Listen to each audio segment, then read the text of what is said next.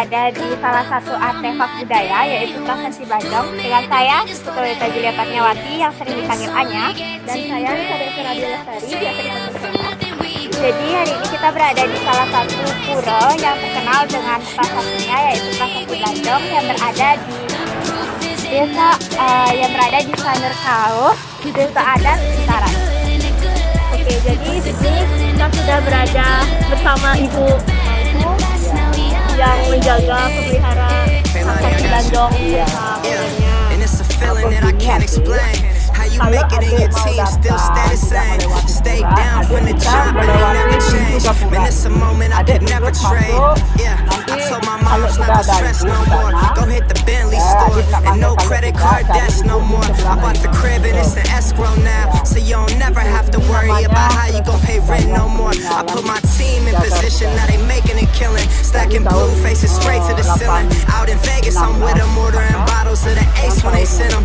Till it ain't enough space up on the table to fit them. Go ahead and raise a cup up for all my day ones. Do me do fingers for the haters. Let's only Yuk ikuti keseruan kita dalam membuat wawancara hari ini. Dadah!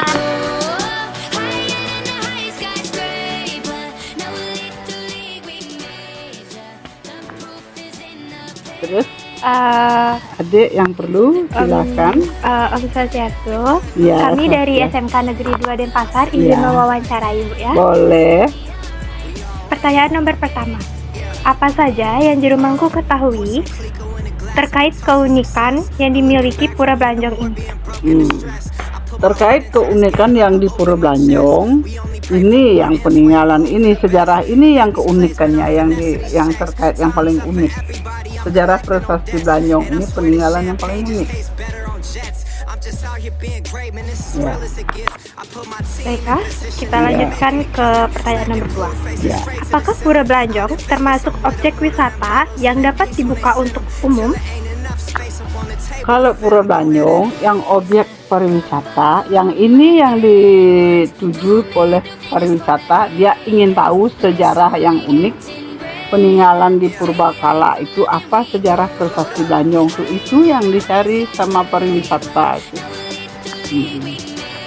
Pertanyaan nomor ketiga, apakah jika ingin menghaturkan canang atau persembahan di Pura Blanjong dilakukan pada hari-hari tertentu atau dapat dilakukan sehari-hari?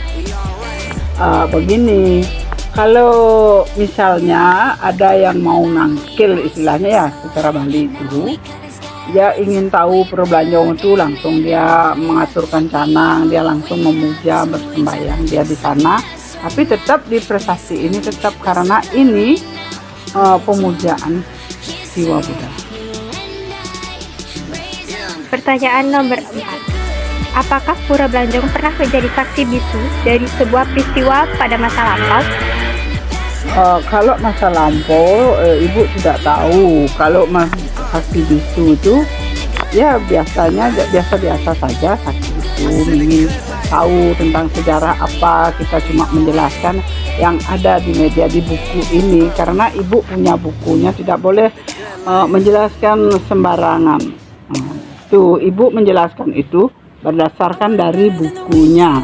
Bagaimana sejarahnya tahun berapa, itu ada bukunya. Kalau gitu ibu tidak tahu, orang-orang sini aja tidak tahu tentang sejarah itu. Pertanyaan nomor 5, kapan pertama kali Prasasti Blanjong ditemukan? Kalau ditemukan menurut di buku itu ya, tahun Saka 835 Saka atau 813 Masehi, itu tahun yang pertama. Baiklah, pertanyaan selanjutnya akan ditanyakan oleh rekan saya. Oke, silakan sayang. Saya lanjut ya Bu. Iya.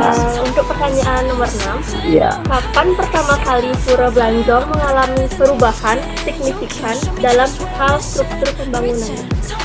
Kalau di Pura Blanjong belum ada perubahan. Kalau yang ini di perubahan mulai tahun berapa itu? Tahun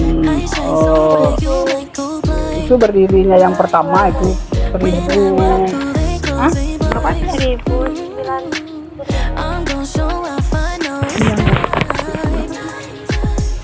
ya? 1961. Oh iya, itu yang pertama. Terus yang kedua tahun 90. Yang ketiga ini baru tahun 2000 berapa ini? 2024. Yang ketiga. Pertanyaan selanjutnya itu, siapa yang menjadi tokoh atau figur penting di Pura Blanjong ini dan apa pengaruhnya? Kalau itu penting, kalau bila ada untuk menjelaskan dan bagaimana, kalau perlu betul yang penting kita harus datang ke kantor. Kalau yang sehari-hari misalnya saya yang atau bapaknya gitu. Itu ya. Kalau saya itu kan termasuk dinas dari Purbakala. Kita menjelaskan tidak boleh sembarang. Harus kita tahu di sejarah tentang di buku itu. Bagaimana isi buku itu tidak boleh lebih.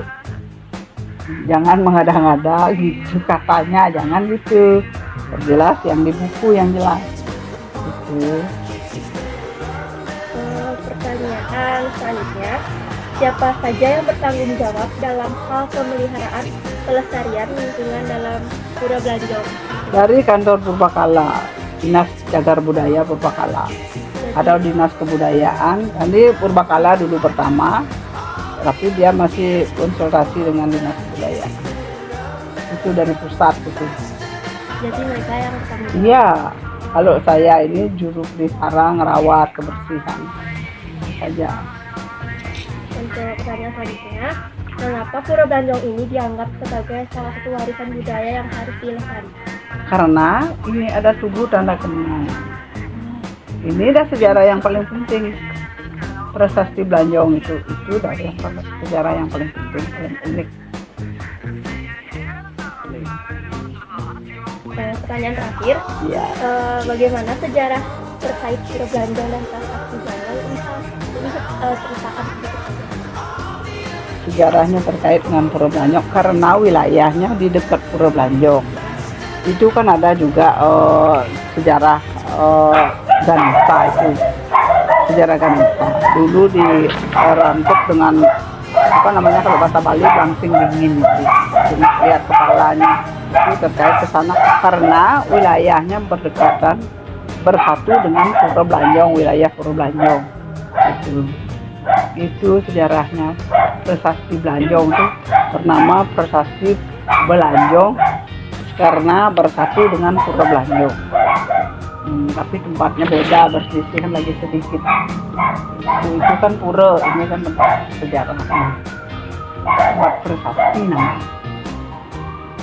Pura Blanjong berlokasi di Jalan Danau Sungai Satu, Kota Denpasar.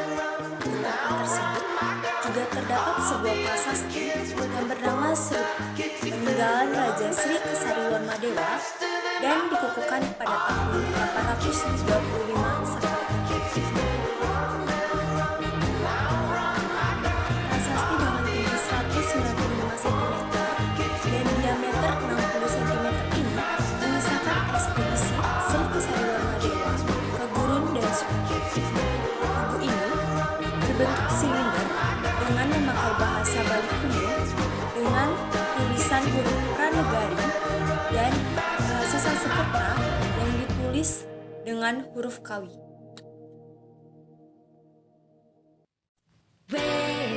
Selain prasasti, di pura ini juga terdapat arca Ganesa yang memiliki ukuran tinggi 107 cm, lebar 65 cm, dan tebal 44 cm.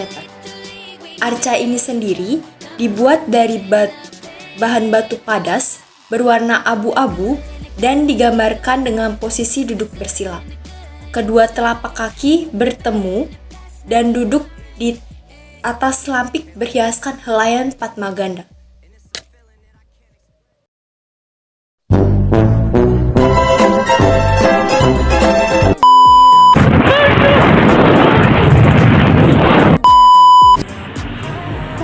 Nih, jadi ini sedang Selamat Raya Idul Fitri ya. Nggak